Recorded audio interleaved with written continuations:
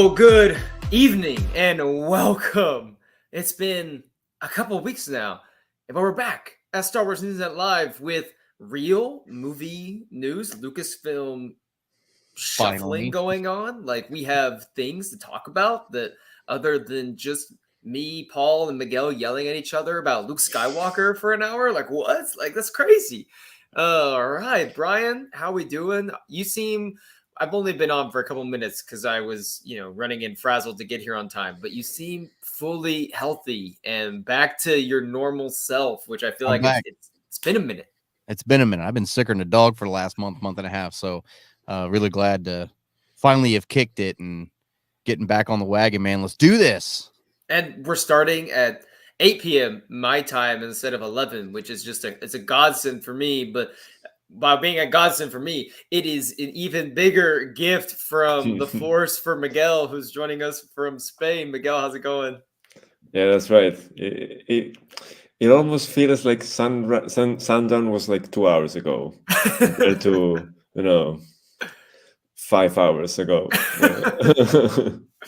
This is incredible, and it's just so I have to share something. And this is not Star Wars related at all. I just kind of want to get your reactions to this because I am sitting at school today and I have a Mandalorian poster in my room that sits behind where I usually eat my lunch, and I usually have some kids come in and eat lunch.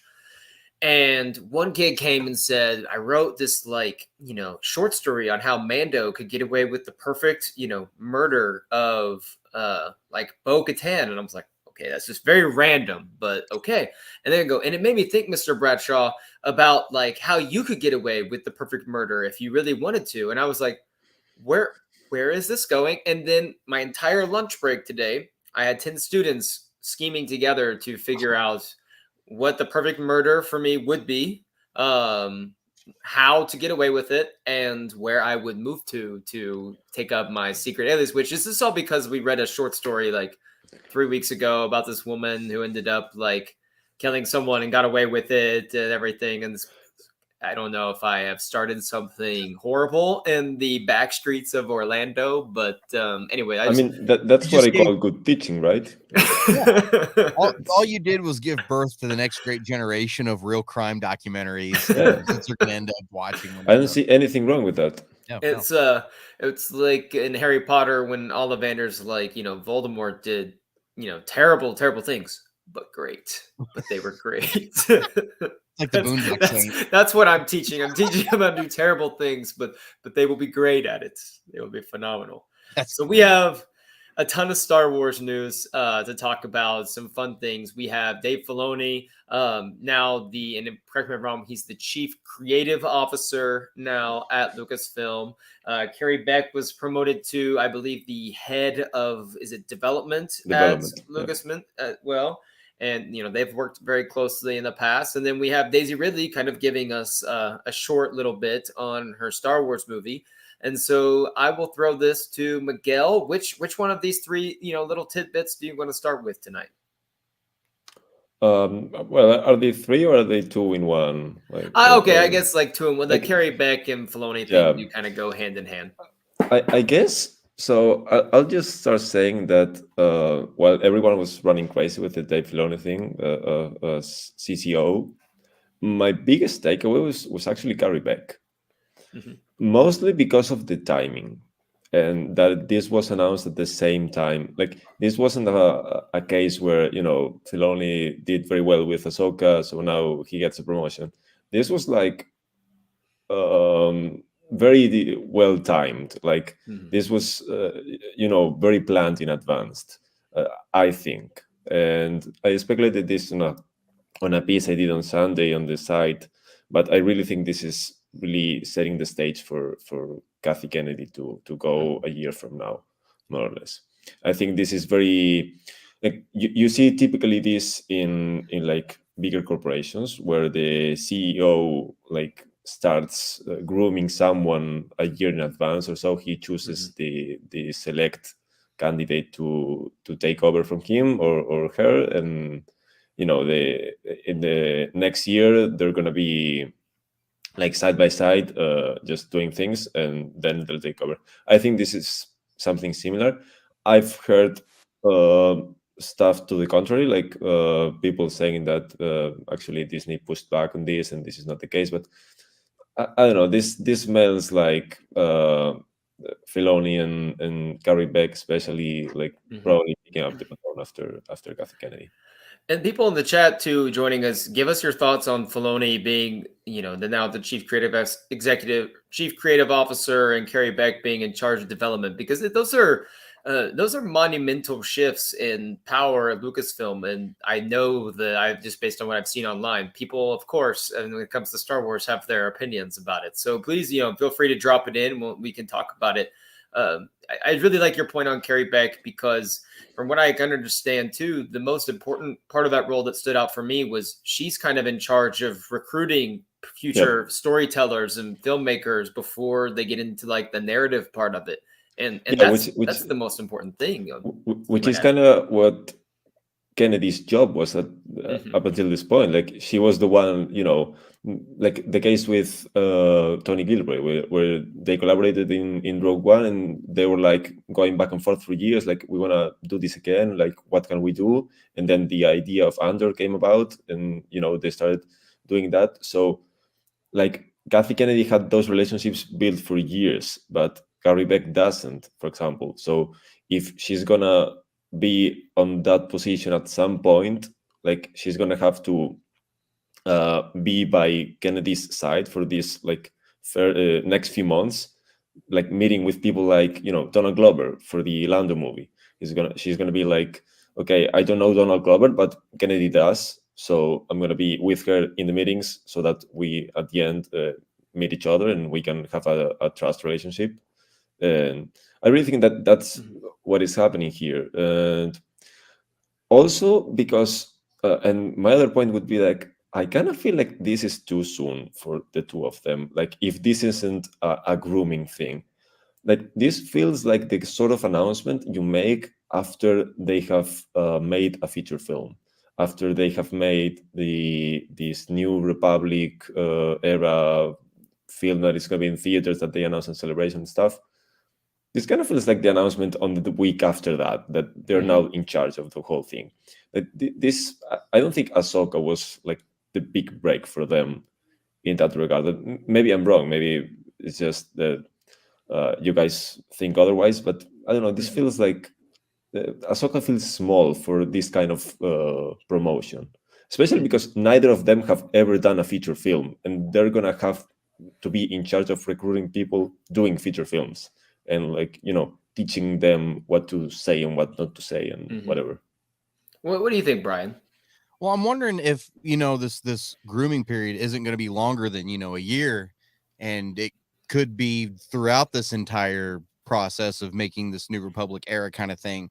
Because Dave Filoni, he's supposed to be putting his 2 cents into all these projects, but he's also going to be busy directing a film for the first time and everything. So I'm wondering if this isn't like a training kind of thing over the next several years. I've thought for a long time that Carrie Beck would end up being the one to replace Kathleen Kennedy.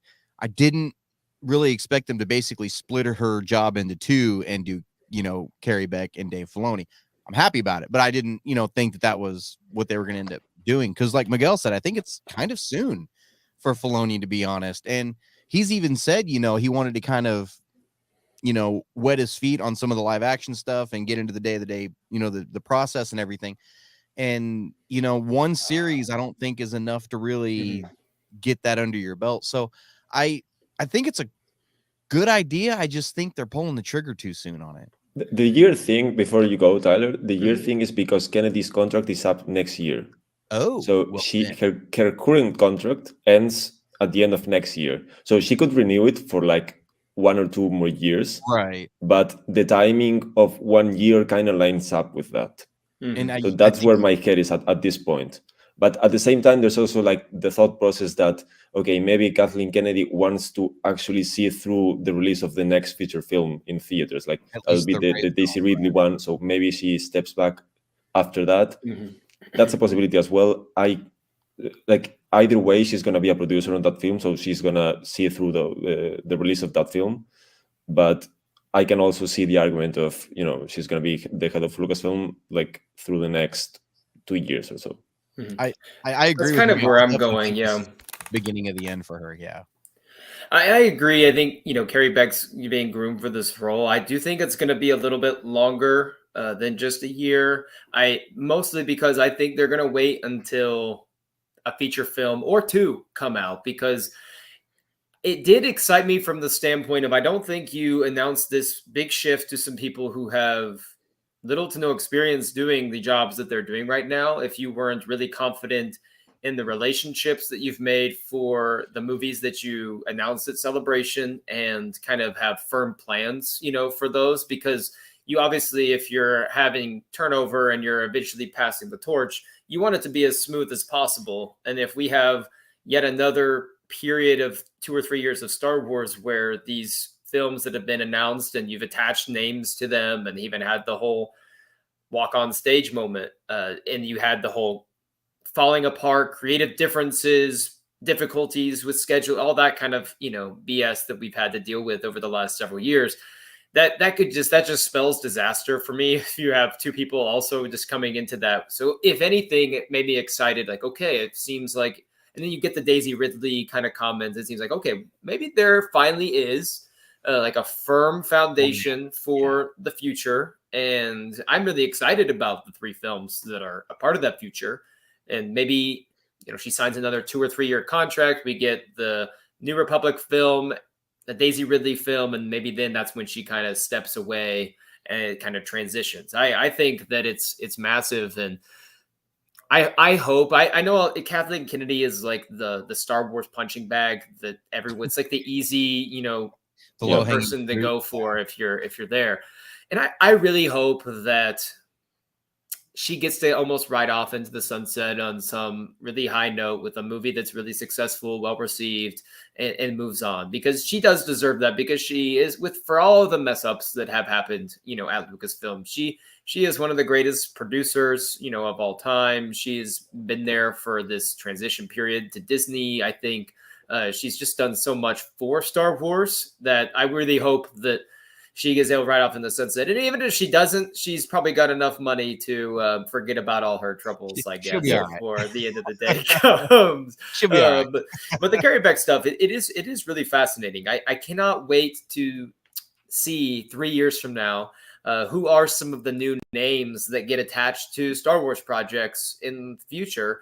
And part of me hopes that if you bring someone in that's kind of, she's been around for a while, but maybe new at this, and some some fresh mindsets and some fresh approaches, maybe it could open it up in your storytelling for some really fresh and innovative ideas as well, versus just maybe doing what's always considered safe.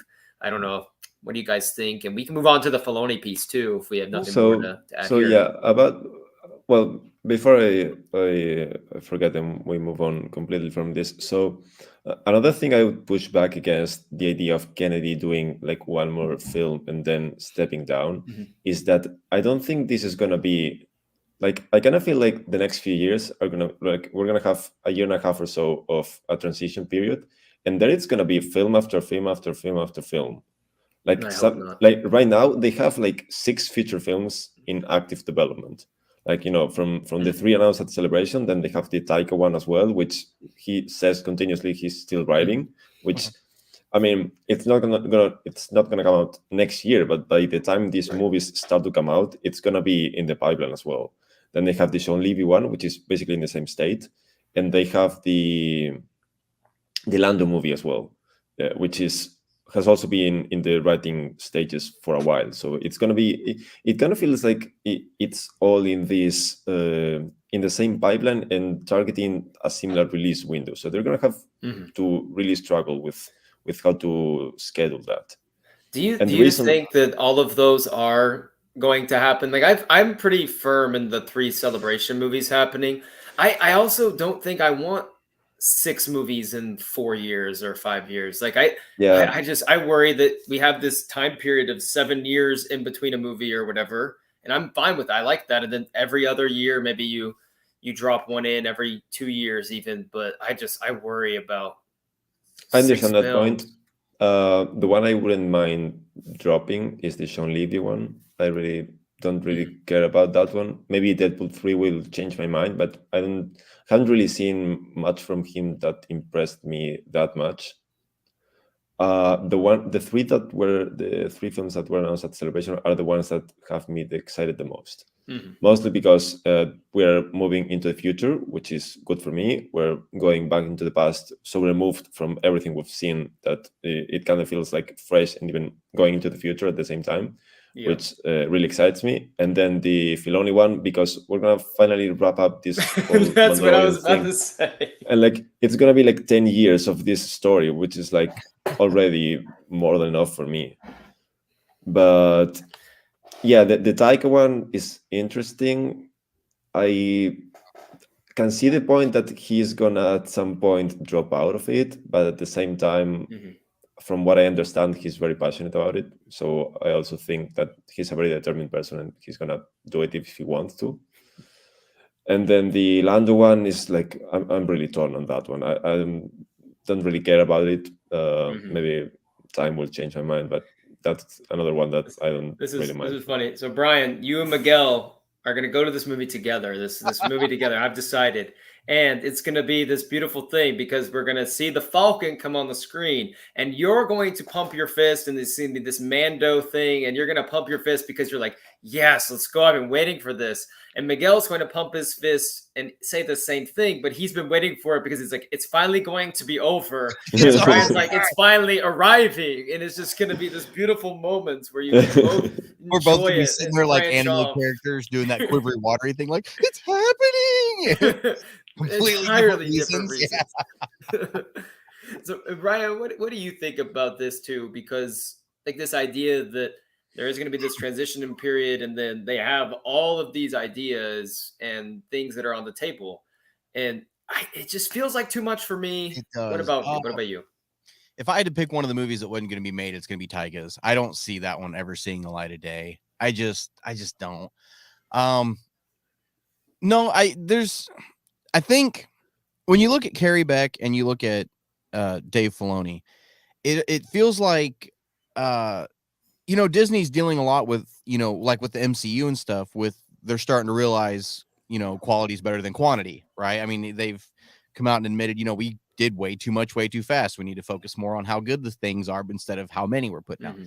And I think that's not just Marvel. I think they're looking at Star Wars the same way with that.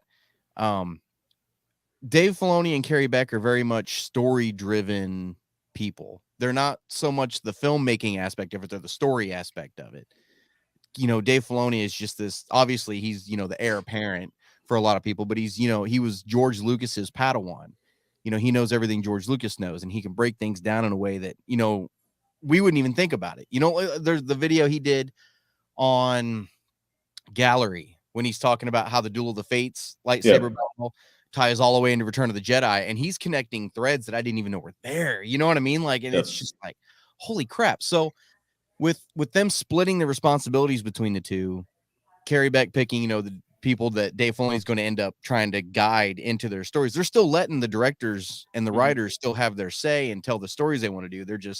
They've got Dave Filoni there to be like, well, you got to think about this and this would happen. And this kind of goes to that and this connects to that. And so I don't see them being actually, the filmmakers.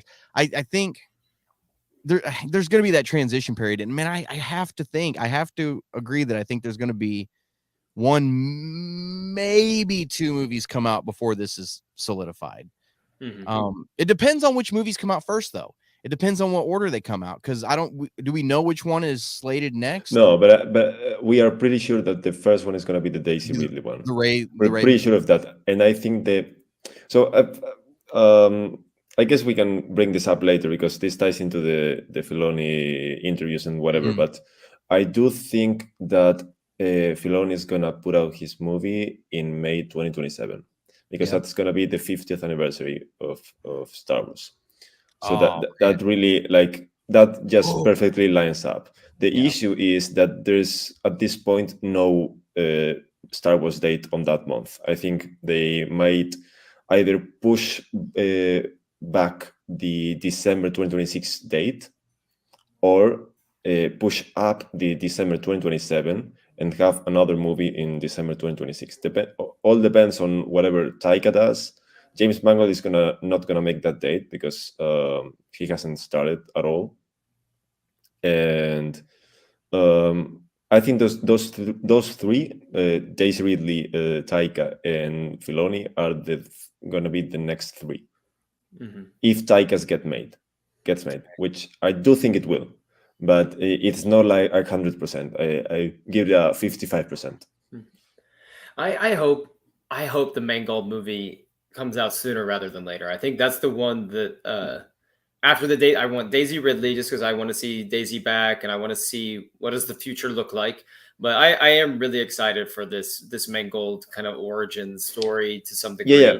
Like that's definitely, those are the two that I'm hoping for. But he, haven't even started yet. it's gonna take time. The issue there is that he's gonna shoot a Bob Dylan movie now. So he's gonna be busy for he was supposed to shoot this in the summer, but the strike happened. So I guess production was pushed back, and I don't know until when. I don't know if this has to be during the summer, so they have to wait until this summer to shoot, or they can shoot, in February, or whatever constraints are also with the actors. So that's gonna be really difficult to figure out now. I don't know if in the meantime he's been thinking about Star Wars or just prepping this movie. So it's all up in the air right now. And I think this is the Swamp Thing, because he's doing Star Wars and then Swamp Thing. Yes. Yeah, I agree. Yeah, yes. And he said that. But he did. He did. Okay. Yeah.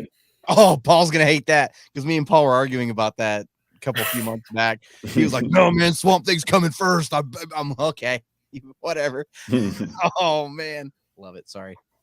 We can go ahead and move into the Dave Filoni stuff now, because I think we talked about Carrie Beck, we've talked about these movies, and then all these future projects now are going to have Dave Filoni's fingerprints on them to some degree. So I guess that it's important to talk about this. I think there's essentially kind of two factions that formed on social media as I've been, monitoring. I'm the person that I don't engage. I'm just looking from afar. And then if I see something that really makes me mad, it's I just send it to the Newsnet chat, and I'm just can you believe some people? And the two factions seem to be, you have Dave Filoni, as Brian said, the heir apparent, this man can do no wrong, from George Lucas himself, the fourth hath to give life to him.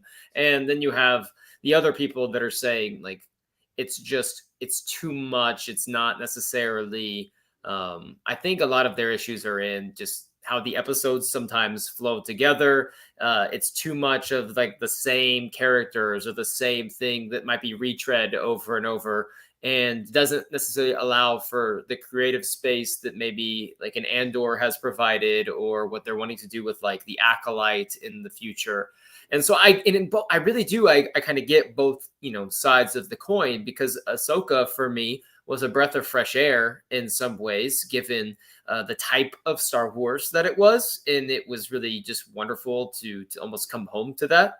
But at the same time, and you flip that, and just seeing where some of the narrative threads didn't tie together as neatly as you want, it was at the same time going, man, I wish we did have someone else there. And so my personal opinion, and I'll let you guys go take it away, is I think that depending on the checks and balances that exist with this role, I think it's the perfect spot for him to be, because he's not going to be a sole writer in the writer's room. It sounds doing all this. Instead, he's going to be able to offer his support and what he thinks Star Wars is and should be. But there's going to be a full team that's kind of taking his vision, and they're able to take that vision and turn it into something maybe a little more fine-tuned than what he is. And from what I've seen from Dave Filoni talk about other projects, I don't think he's someone that would just dismiss a show like an Andor, or dismiss something like that. I don't think he would dismiss that offhand. I think he would encourage that, and maybe find ways to put his fingerprints on there. But what do you guys think, Brian? We can start with you this time. No, I agree. Like I said earlier, I think he's more gonna, be on the storytelling side of it instead of the actual putting pen to paper.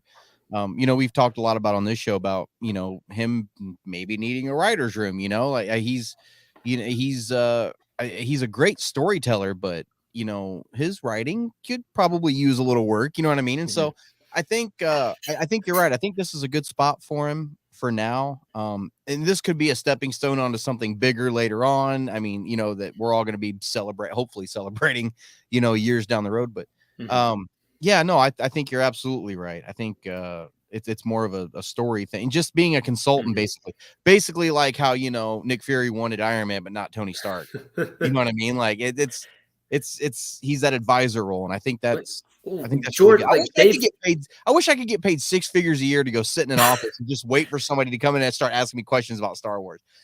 Love it. I'm so jealous.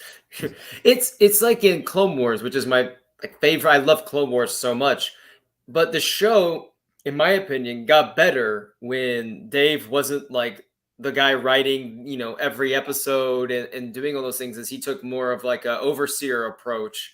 I think the show got better because his vision was still there, but I think it weaved together a little bit, nicer. And I'm hoping that this is obviously a much bigger scale than an animated TV show for kids. I'm sorry. But at the same time, I hope that we at least there's like a track record there of him having some success in that role and being able to do it. But Miguel, what do you think? I'm gonna turn on this. On the one hand, I understand the argument that he's not gonna be against expanding the with the Skywalker saga. From all accounts, he's not against the sequel trilogy. Like, he has spoken up about Last Jedi. He was on set for that. He was really involved with Ryan Johnson, and he was also in the writers' room for this Damon Lindelof movie that never was, but he was in the writers' room for that. And from what I understand, he doesn't dislike that period. The Mandalorian era is pretty much tying up some loose ends from those movies as well. At the same time, we've yet to hear him talk about any of that, anything outside this Skywalker saga. Like, he hasn't really, I don't think, talked about anything pre-Phantom Menace. Like, something like The Acolyte, I'm not really sure he would. I don't think he would write it. I'm not sure yet if he would say that's the kind of thing we should be doing. I don't know yet. I am fascinated to find out, though. At the same time, you mentioned the Clone Wars, and in the Clone Wars, he also had in season 16, he had like a cameo from what was the one that implemented the rule of two. What was the character? Bane. Yeah. Right, he had a cameo from Bane, right? So he clearly knows about it and is not against it. So I don't know yet. I am very torn on this. I don't know if Filoni had this role last year. He would have said, "Okay, this James Mangold movie about the dawn of the Jedi, that sounds like the kind of movie we should be doing." Or if he'd be saying like, "That's not really my thing." I don't know. I guess the question is, even if it's because I don't think he would write something like The Acolyte, but yeah. And I think part of this is we're going to discover exactly what this role is going to look like more as projects start coming out.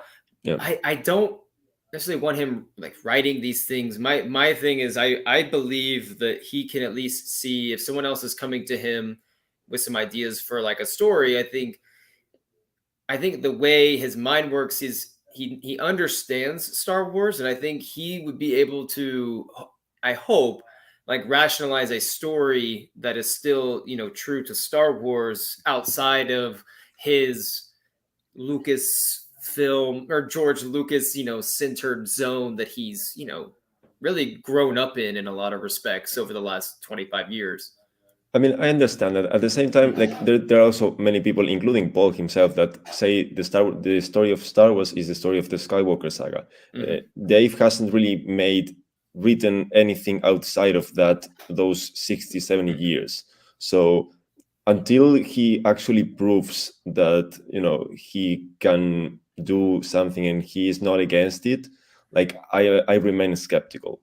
Right. I don't think he'd be like writing the Acolyte, but what you're saying is so basically, if I understand correctly, what you're saying is that saying yes or no to the Acolyte would be more like Carrie Beck's job. Like she is the head of development. Filoni is like, once the project gets approved, they go to him, right? But they don't really work as computers. Like, these are people who know each other, have known each other for years. They probably share, like, their offices are like close to each other. Like, they probably talk all the time. And if Filoni doesn't like doing something, it's not like Carrie Beck is going to be like, yeah, we're going to do that just because you don't want it. Like, they're probably going to, there has to be some synergy if these two are going to be the co-heads of Lucasfilm, like we've been speculating they're going to be. So I don't know. Kind of torn on this. I think what I was really getting at was, I think that Filoni, I think when he has such an understanding of Star Wars, I think at least what we've had, I think he's one of those people, because he has such this understanding of Star Wars, that I think he can see the bigger picture beyond the saga, beyond this. And I think if he has a story that has like some of the spirit of maybe what came before in some degree, I think he would be able to conceptualize and help put a story together for something that necessarily wasn't his wheelhouse. And that's me being like optimistic, because I feel like he got this role, and the Mangold movie, like, I think he was, I don't know if he was on stage when Mangold came out, and I wonder like when these talks, you know, started happening. Like, they announced it now, and he's been in the role for, I guess, was it a few weeks? They said like it's been a few weeks or something. I mean, yes. So he's been on the job for a few weeks. I think he knew about it for a few months. Yeah, like, and so he probably knew that it was coming since a few months back. Like, this and so wasn't. It makes me wonder if he's on like the stage with Mangold. He knows about some of these projects that are happening. He's basically. It makes me like just think that he's been like on the, like, in a sense, almost like he supports those projects and he wants to work with making those projects happen. And I'm not saying that like he would just instantly greenlight all other projects like that. But the fact that I think he's on board and ready to work to make those projects work, it does make me optimistic that if projects come out that are around that are similar to that, he would once again just say, yeah, we can do this. And some of it might depend on the reactions, you know, from these other, you know, a Mangold movie or things that happen, you know, as well. So this is my understanding of how Lucasfilm has been working for a couple of years now. Filoni now has like the official title of Chief Creative Officer, but he probably has been like doing this role for a while. Like, this is now official, and he has now like actual not permission, but actually the right to be in these meetings. But I think prior to this, like, Kathy Kennedy was probably like, you should come here and, you know, check on this with me. The Mangold movie, I really think that if Filoni did not want that movie at all, wouldn't happen, because he has daily conversation with Kathy Kennedy, and he'd be like, that's not the thing we should be doing. I really think that's the case. And there was and also he was, it's not like he was just like, you know, the showrunner of Ahsoka or the executive producer of Mandalorian before. He was a vice president at Lucasfilm. He was executive vice president, so he had an actual role in the company as well, that maybe a different title, but basically he was already allowed in these meetings and in these conversations, and to say yes to this and no to that, and his voice actually mattered. Now it matters a bit more, but, you know, that's kind of where I stand. Brian, go for it. Well, you know, you guys brought up a good point earlier about Acolyte, and it got me thinking, about a lot of the High Republic stuff. I mean, where does Dave Filoni sit on the entire High Republic stuff? Because you you can't sit there and tell me that you're going to get all these authors in a room together to come up with this massive story for the High Republic and figure out you're going to tell this part, you're going to tell this part. You're doing concept art for a novel series. You know, at some point they're going to want to make a movie of, I mean, they're already doing a TV show, they're doing The Acolyte, but at some point they're going to want to do a film too. And, you know, Carrie Beck's going to be the one greenlighting it, looking for the people who are going to be working on it and everything. It's not Dave Filoni. She's probably going to want to send them to at that point. It's going to be everybody in those writers for the High Republic that understands those characters better than what I think even Dave Filoni could. So in my mind, I'm looking at this going, is he learning about, you know, these other eras like you guys were talking about, and, you know, looking at them the same way that he's been looking at the Skywalker saga for the last, you know, 15, 20 years? Or is he simply going to be, you know, oh, we have a story in the Skywalker saga time, go to Dave, he knows what's going on.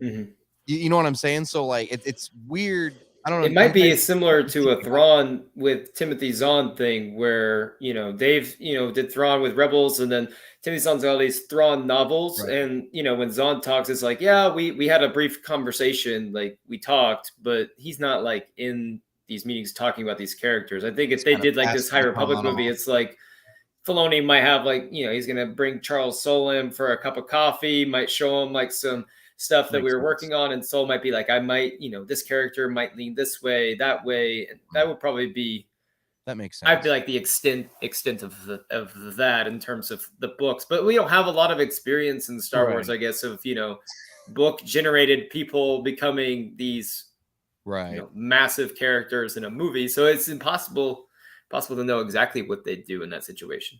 No, you bring up a good point with the Thrawn thing, because I mean, and you know, Timothy Zahn has talked about wanting to write more novels with Thrawn now, and even he's given his praises to what they've done with Thrawn, you know, in the shows and everything like that. But I'm sitting here looking at the far, you know, down the road future. I just have this feeling High Republic is going to be, I think they're gonna milk, and I hate to say this, don't take this as derogatory. I think they're gonna milk the Skywalker saga for everything they can get out of it, and then I think the High Republic is the next big horizon that they're just gonna go. I mean, they're already going all in on it. I mean, it's ridiculous, but I think they're gonna go all in on. It's ridiculous on in the best kind of way, yes, Brian. Yes, it is. It's really, this is not a High Republic show tonight, but I just, once again, this is the thing I've said like a dozen times now. It is my favorite. It's my favorite era in Star Wars. Oh, I hope that doesn't come to happen for you, Sydney, because Mark and Rowe has to be in live act at some point.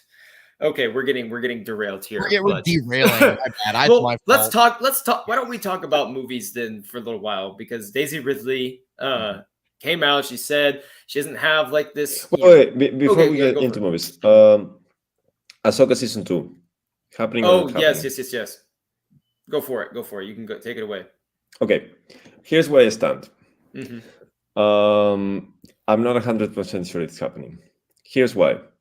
Because Filoni now has such a larger responsibility that just overseeing this whole thing just takes up a lot of time. And if this thing isn't like fully locked in yet, I don't think he has the time to do Ahsoka season 2 and the Mando movie in like the next 4 years, which was probably the plan.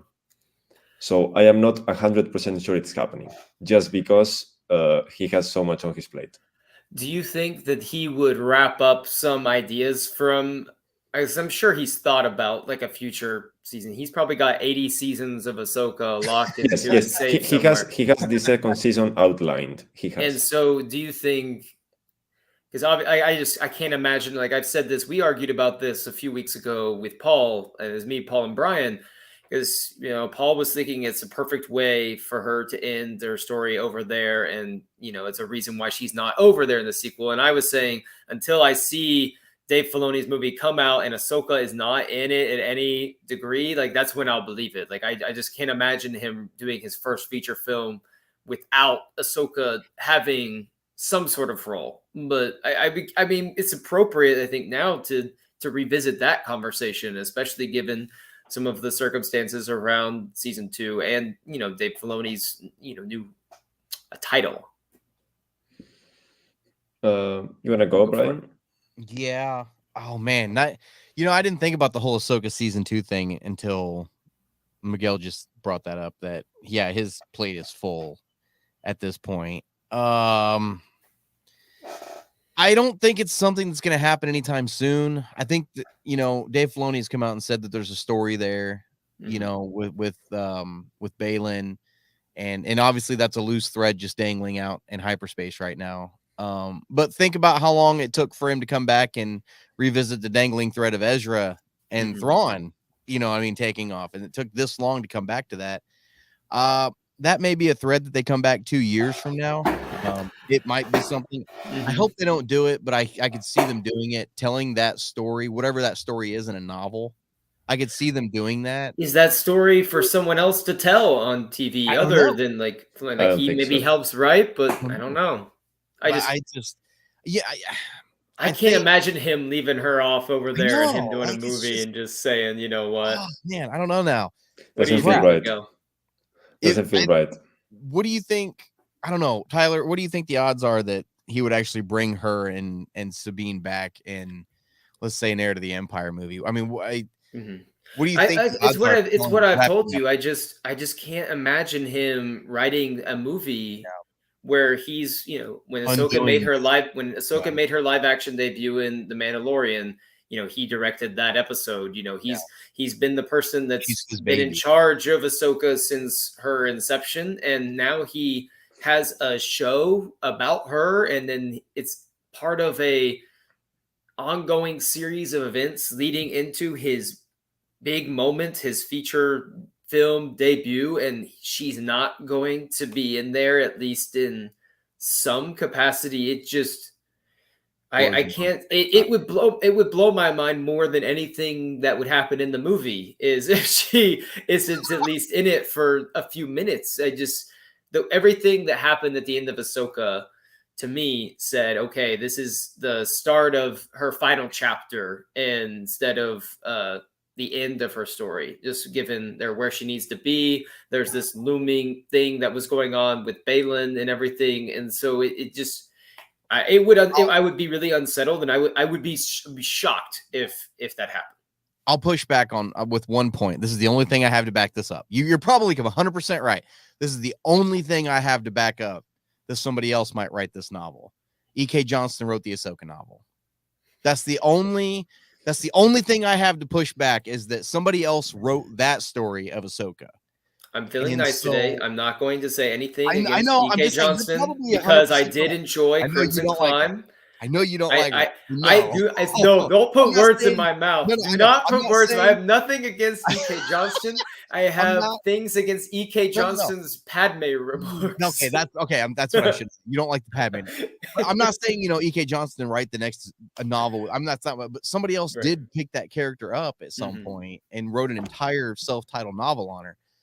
And that story, I feel like Ahsoka's story is told. I think the story there is not around Ahsoka and Sabine. It's around Baylan and what he's doing. And Ahsoka and Sabine are just going to be secondary not background characters, but secondary supporting characters in whatever story is going to be told about Baylan. So I could definitely see that being told as a novel somewhere down the line. And I think that would kind of let Lucasfilm off the hook. They wouldn't have to recast Baylan. You know what I mean? Like it would let them off the hook on a lot of stuff.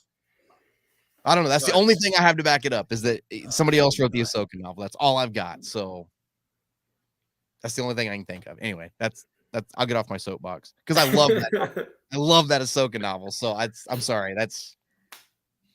Anyway. What do you think, Miguel? You can close us out on this too. I think Tyler's right. Brian's wrong. That's fine. I think that the Ahsoka novel. All right, we can stop there. No.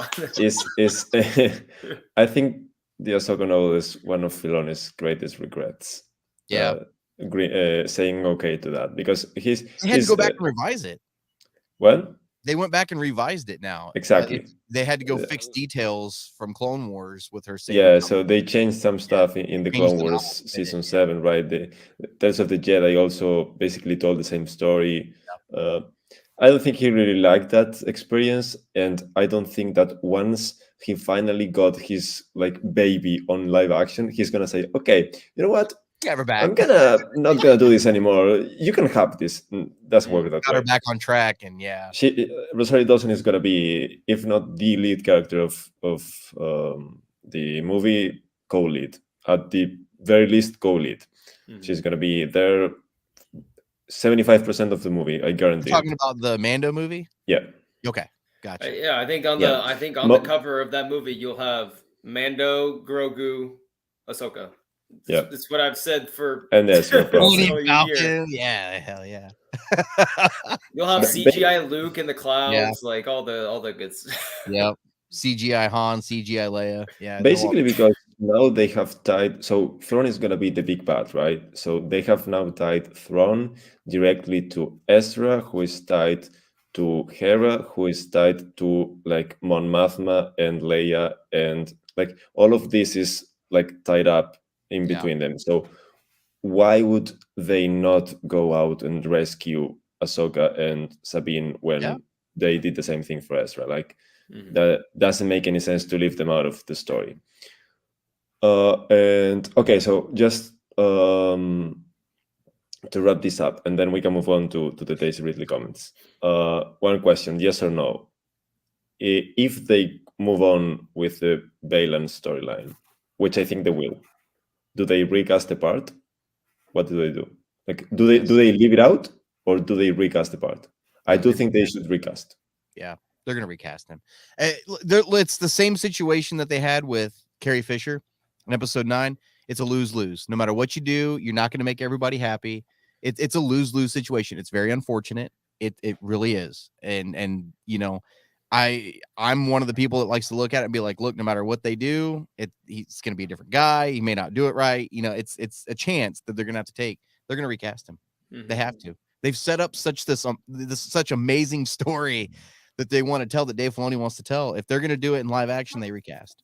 It's a really compelling story, but in large part, the story was so compelling because of how brilliant Ray Stevenson was in the role. And I think it's a testament and an honor to him that his character that he brought to life on the screen, that was it impacted and mesmerized so many people that they want to see what happens to that character, that in a sense Ray Stevenson's Star Wars legacy is going to continue through that character no matter who they recast it with. So I think it honors Ray Stevenson by pushing forward with the story too. And there's that there's a whole wad of paper somewhere in Filoni's secret Star Wars safe with a ton of just stuff on this that will probably just go over most people's heads. So there's definitely, they got to do something. It will be curious to see how that happens, especially if there's no Ahsoka season 2, because if you're going to try to tie that in with what happens without a season 2, that's a lot of weaving parts in a movie, especially when I guess Mando season 4 would come out before all of this, and who knows what that's going to be. But they got a lot of moving parts. But yeah, they got to recast. So here's the only pushback I have against that, and I do think they should recast. I also thought they should have recast Carrie Fisher, but we can leave that conversation for another day. My only pushback is that it's not only that Ray Stevenson he touched a lot of us with his performance. He was also a very impactful person on set. Mm-hmm. So having a different person play that role is going to be really uncomfortable for everybody. Mm-hmm. And I can kind of understand that they'd be not so willing to go down that road. Mm-hmm. But that's my only argument against it, that from an actual human being, Dave Filoni's perspective, mm-hmm.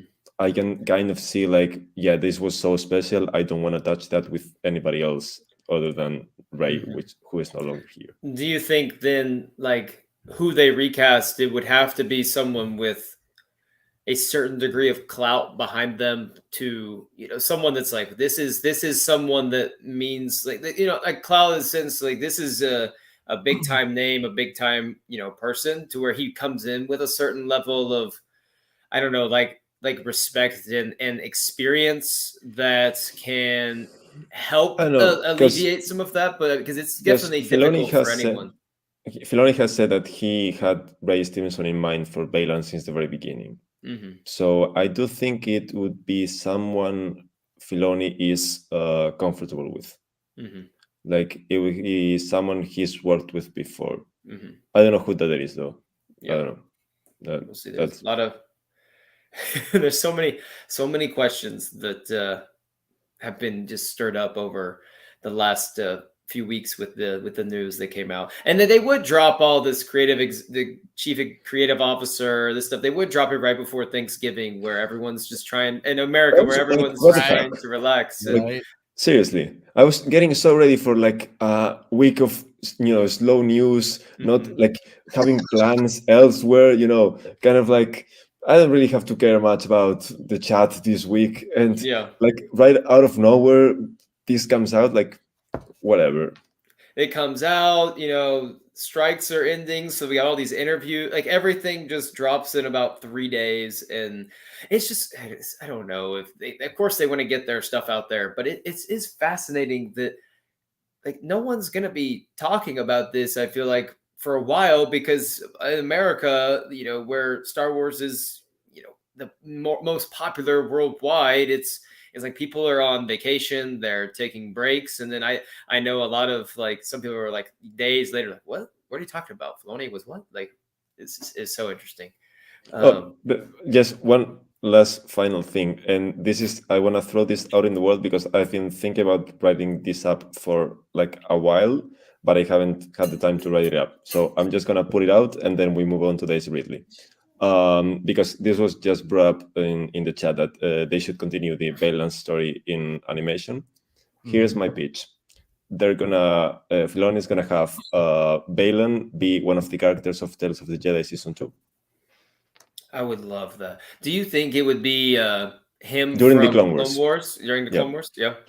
Yep. I really hope that they do this Tales of the Jedi, and it's something that lasts for like a long time. Like there are endless stories you can do with that, and I would love for it to be a way to introduce Jedi of different eras, because you could do the High Republic, story with these random Jedi, and it's like, here's a taste that we've seen young Jedi adventures for little kids, but it's just a little taste of that. You could do that. You could have some animated adventures of Rey and like a Finn, like in the future. It's just it's a brilliant idea. I hope, and I would love to see Ray Stevenson's Baylan Skoll, on that, doing that, and whoever's voicing him. And the Clone Wars, I guess, did they ever say if he had an apprentice in the Clone Wars, or is that something that we never said it? We don't know. I didn't think so. That would be fantastic. I want a Tales of the series. So like it, Sorry, that's it's just animation's so good. I can't wait. So we have a little bit of time left, and we got to talk about Daisy, because she didn't say, and correct me if I am wrong on the quote, I don't have it in front of me, but essentially she said, of course, she hasn't had like the script still being worked on and all of that, but she said she was surprised by the direction of the movie, that when she kind of was given her pitch in the synopsis, she was surprised by that, and was surprised or excited about the direction. So it was like a pleasant surprise in a sense. And I don't know, that really doesn't say anything at all, but it also gets me really excited. It's like, I said this to my friends the other day. It's like when they announced that Creed 4 was happening, and they said, yeah, we got a really good story planned, and we're really excited to bring you this movie. And I'm like, just for once, I want someone to say, yeah, we really don't have a good story plan, but we're still really excited to bring you the movie. Like, what's she gonna say? I saw it. It was kind of what I was expecting. I'm not too thrilled about this. But my question is, and I don't remember this, was she point blank asked, like, what is your thoughts about this movie? Or did she go out of her way to say, like, in like the interview? She was asked. Okay, she was point blank asked too. So that does lessen some of my excitement, but I'm gonna just be like, yeah, she's excited. It's gonna be different. It's gonna be new. But Miguel, what were your initial thoughts on Ray's comments? So okay, here's why this matters to me, and like I understand this is like a very personal thing, and like no one else watching will understand, but I am so excited for this just because first of all we're getting like movie news, like some actual Right. quotes for an actual feature film that is in development from an actual actress who is attached to said feature film. Like that to me is that is the headline of the story to me. Which is funny that we're so excited. We've been wanting that for so long. It's like Yes. one quote on a movie. It's like, yes. Yes. So the point is that I've been a part of Star Wars Newsnet for 3.5 years, and I'm so excited to finally talk about like a feature film and follow through a feature film. You know, like see the actual development from the sides. Like I have followed, Obi-Wan Kenobi from the very start. I followed Ahsoka from the very start. I followed Book of Boba Fett from the very start. Andor, same, but not a film, and that's like where I live and breathe. So that's to me like the only thing pretty much that matters. And you can take it away, Brian. Like, yeah, the quality is like whatever. Like, yeah, she's excited. The story is really cool. I'm also sure that the story is going to change a lot from what she heard back in February to what we see in whenever this movie comes out. But yeah, that's my biggest takeaway. I'm about to make a lot of people mad. I don't care about this movie. I don't care about this movie. But with that being said, where's the mute button? I know. Here, I got you. So anyway, no, I think I don't think it means a whole. I think about at Celebration before Last Jedi came out, and I think who was it that brought it up a while ago? Here we go. Great point. Everybody said the same thing about Last Jedi. This is not where we saw this story going. This is really unexpected. This is different. Look at how well it was received, right? Well, she also said that the story was very cool, which Mac didn't say. She did. But I don't know. She said it wasn't what she was expecting. Maybe she was expecting the same thing we're all expecting, and it's going to be a movie about Rey. That's what we're all expecting, but I don't think that's what it's going to be. I don't think it's going to be a Rey-centric movie.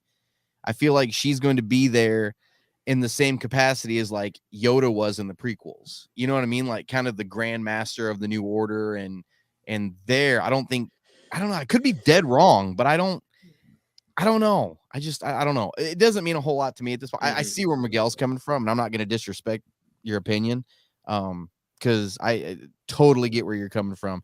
And since you said that, it does put it in perspective. You're right. We are getting updates from actors and actresses on feature films, which is kind of a cool way to look at it.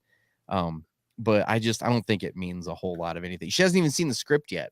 Right. It doesn't mean a whole lot, but like I said, it's going to change a lot between now and even before they get to the writing phase. That story's gonna change. It's gonna. I would be so bummed out and honestly just pissed off if it's not like a Rey-centric movie. I can't imagine it not being. Like, she is going to be the headliner. She's the only like Jedi we know of in this time period. They have her brand new lightsaber they unleashed at the end. Like, I'll tell you what's gonna happen. I'll tell you what's gonna happen in this movie right now. There's going to be a new empire taking over the galaxy, and there's going to be some young kid who's strong with the Force, and they're going to go to an island and find Rey after she exiled herself there. But what's the name of the new empire? There's no telling. There really is no telling.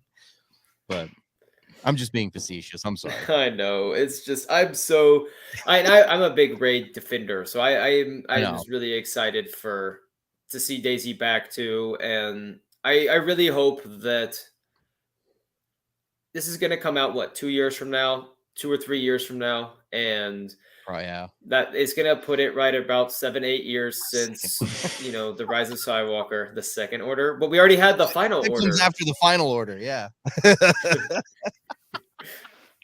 This the return.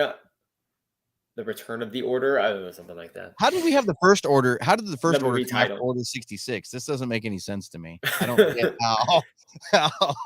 They found Palpatine's playbook. Oh, is that what it is? This They is actually told how the it was orders- supposed to start. The orders came out in the same order the trilogies did. It was the original one, and then they went back into the prequel, and now they did the last one. That's what it was. someone at Lucasfilm was like, "Yep, we did that on purpose, totally." And they're like, They did it with High good. Republic too, if you think about it, with the phases. They told Oh, the middle yeah, phase, and they yeah, told the prequel phase, and now they're so yeah. Star Wars loves doing that crap. No, I'm really excited for movie news. I love nothing beats just a feature film, Star Wars on the big screen. Like nothing. I mean, nothing beats that. They can do all these shows. They can come out with all this stuff, and I do like most of it. But I was telling my friends the other day, it was there's 5 shows slated to come out next year between Skeleton Crew, Andor, Acolytes, Tales of the Jedi, and The Bad Batch season 3. And I told them, I said, I would rather have none of that, but have one movie come out next year. Oh yeah, me too. And I just worry that I just don't want them to keep just pumping all of this in there and it lessen the excitement for a movie, because people are like, well, we've been having all this Star Wars come out for several years. And I think a movie will feel different, of course, but I want this movie like that year. I almost hope they don't really pump that much out there on Disney, but like let this movie be the Star Wars event of the year. Like if you want Star Wars this year, this is going to be it. Dump a lot of novels and comics because they're going to do that leading up to this new movie. Oh yeah, they're going to just pump that out like crazy. But I agree with you on the animation and the shows and stuff. I also think that's what you mentioned before, Brian, about Iger's comments on like cutting on so many Star Wars projects. I don't think he was talking about feature films. I think he was talking about Disney Plus series, which is the case for next year. Which, by the way, like I saw those headlines as well. Like those were, like I understand that animation is as relevant as live action, but those headlines were deceitful as hell because people reading that who don't actually know there are 2 animated shows coming out read those headlines and they're like, oh, so there are 5 live action shows coming out next year. Like super deceitful. I'm sorry, but like I'm so against that type of reporting. But anyways, moving on. What were we talking about? We were talking about Brian's going to have a Rey Skywalker poster instead of that Mando season 1 poster back there.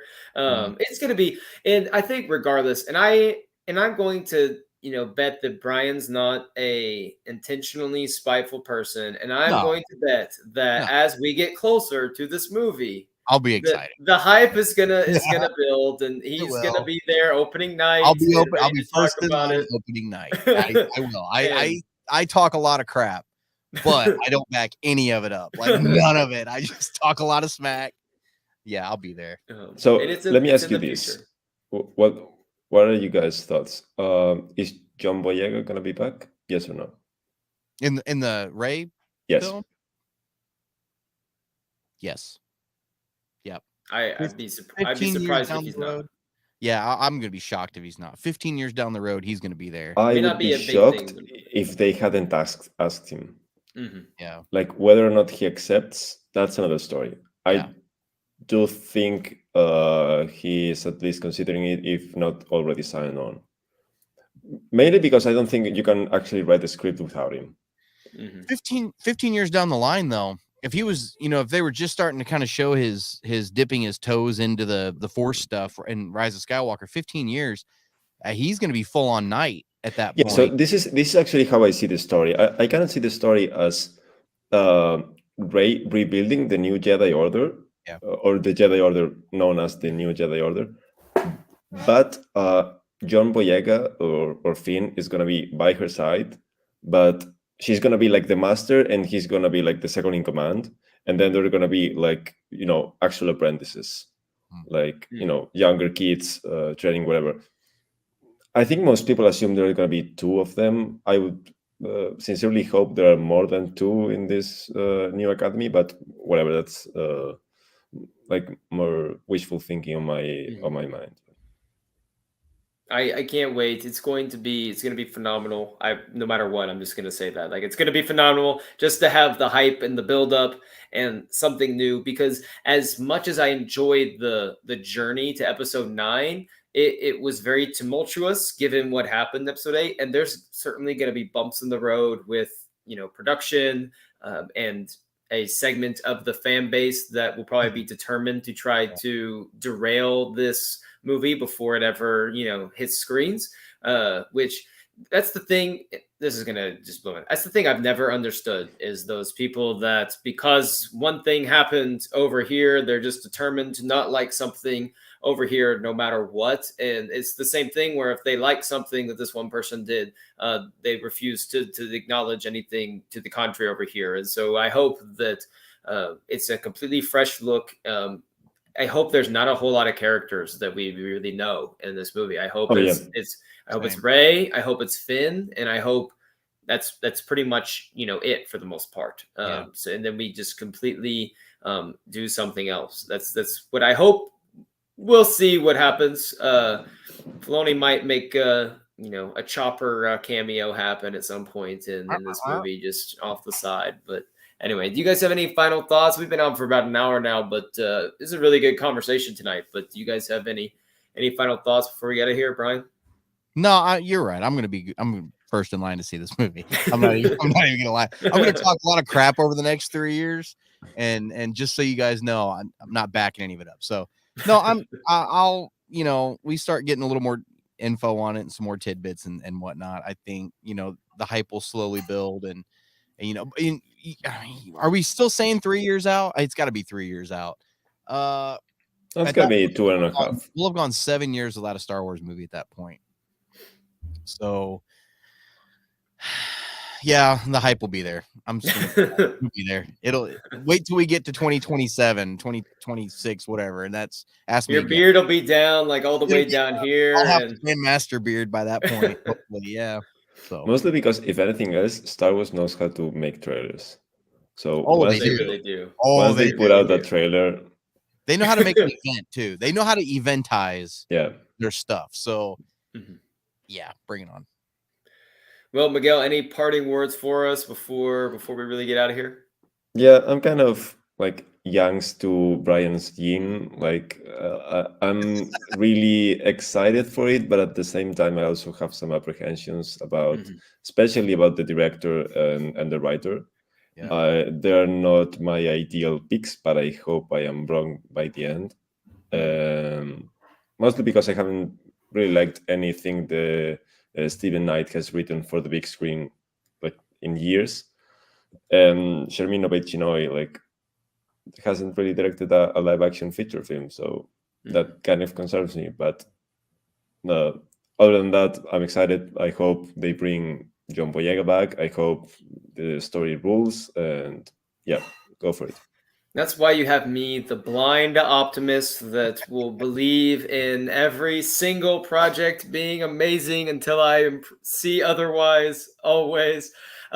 Please like and subscribe for those of you still hanging around too, or listen later at the end. We love coming up here every Thursday night and chatting all things Star Wars. We'll see what comes out in the next week. I think right now we'll plan on getting back on our saga film breakdown next week. We'll be talking about the Phantom Menace, but who knows? I mean, now that the strikes are over, people are back to work. We got movie stuff coming out. Who knows what might happen in the next 6-7 days. So stay tuned for that. Brian, go ahead and plug your stuff real fast before we get out of here.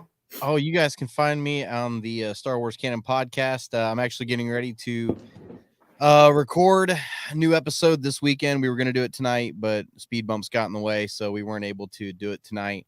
My co-host Yusuf Wally from Cairo, Egypt, is going to be joining me, and we're going to be talking probably about the same thing we talked about tonight, but a little more in depth, I think, with Yusuf, because he's this huge just lover of the Force. He knows he told me to tell you guys, by the way, before we went live, that he knows more about the Force than all of you guys combined.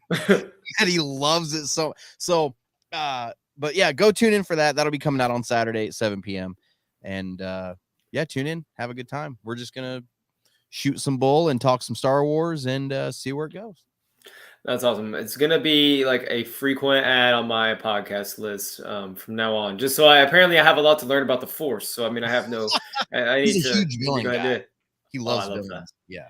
Miguel, go ahead and plug stuff for Star Wars Net, and go ahead Movie News Net too. But also, please highlight your Sunday piece that you've been doing, because it's like the highlight of my Sunday every week. You do a great, you really do a great job with that. It's a really fun read every week. Well, thank you very much. Yeah, I am writing and editing at StarWarsNewsNet.com every day. And yeah, on Sundays I'm doing this piece. It's called This Week in a Galaxy Far, Far Away, where I both recap the latest news from the past week and also like give some takes on more of an expanded topic each week. I'm not sure what's going to be this week. I have a couple of ideas, but yeah, tune in on Sunday for that. I can't promise any time of release because Sundays are my day off, and sometimes I, do other things like relaxing and stuff. But yeah, And that it's builds going to up be the out. suspense for everyone all day. Oh yeah, of course. Actually, you know what's funny is that typically the ones that perform the best on the site are the ones that are posted later. I don't know why, but yeah. People lay down at 9. They're like, oh, time to scroll, baby. Yeah, I guess. But yeah, that's gonna be out on Sunday.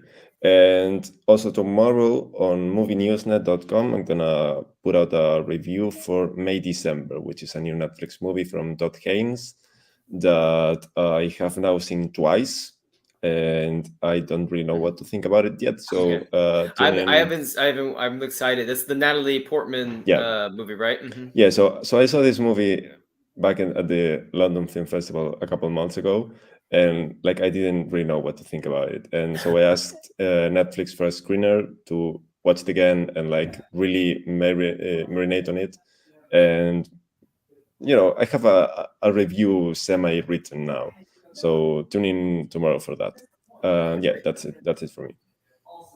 Well, that's all for us this week. You can catch us next Thursday, maybe at the same time. We'll see. I would love to continue on with the 8:00 p.m. So we'll try to carry on next week. Hopefully, we'll talk some Phantom Menace. But if something crazy drops, we will be chatting on whatever that is. And as always, for Light and Life, we're gonna do that instead of May the Force be with you this week because of High Republic. So for Light and Life, everyone, until next week.